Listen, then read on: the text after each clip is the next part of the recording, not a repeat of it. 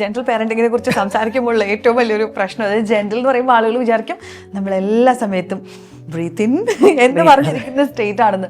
അങ്ങനെയൊന്നും അല്ലല്ലേ. നമ്മൾ ചില സമയത്ത് വി ഡു സ്ക്രീം, എന്നിട്ട് നമ്മൾ എന്നത് കറക്റ്റ് ചെയ്യും. പക്ഷെ മേക്ക് ഷുവർ ആ സമയത്ത് നമ്മൾ യൂസ് ചെയ്യുന്ന ലാംഗ്വേജ് ഒരു പെർമനൻറ്റ് ഡാമേജ് ഉണ്ടാക്കുന്ന തരത്തിലുള്ള കാര്യങ്ങൾ പറയാതിരിക്കുക എന്നുള്ളത് ശ്രദ്ധിക്കണം തോന്നുന്നു അല്ലേ? നമ്മൾ അധികം പേരും ഈ ജെൻറ്റിൽ പേരൻറ്റിങ് ഒരു പേരൻറ്റിങ് സ്റ്റൈൽ എന്നുള്ളതിനേക്കാളും അതൊരു ഐഡിയോളജി മാത്രമാണത്. Gentle parenting actually positive discipline parenting അതാണത്. പക്ഷേ ഐ വുഡ് സേ ഒരു ബ്ലെൻഡഡ് അപ്രോച്ച് ആയിരിക്കും എപ്പോഴും നല്ലത്. ഈ ജെൻറ്റിൽ പേരൻറ്റിങ് മാത്രം ഫോക്കസ് ചെയ്യുമ്പോൾ ഞാൻ കണ്ടുവരുന്നത് കേട്ടോ, there is no generalisation here, ഞാൻ കണ്ടുവരുന്നത് ബൗണ്ടറി സെറ്റ് ചെയ്യാൻ അവർക്ക് പറ്റുന്നില്ല.